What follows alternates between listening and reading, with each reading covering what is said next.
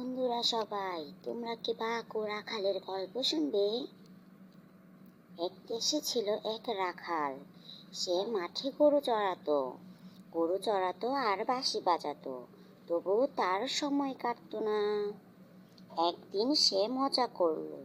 সে গাছের আড়ালে লুকালো। তারপর বলল, বাঘ এসেছে, বাঘ এসেছে। গ্রামবাসীরা দৌড়ে এলো। তাদের বোকা বানিয়ে সে খুব মজা পেল। এরকম সে অনেক দিন করলো। গ্রামবাসীরা খুব রাগ করলো।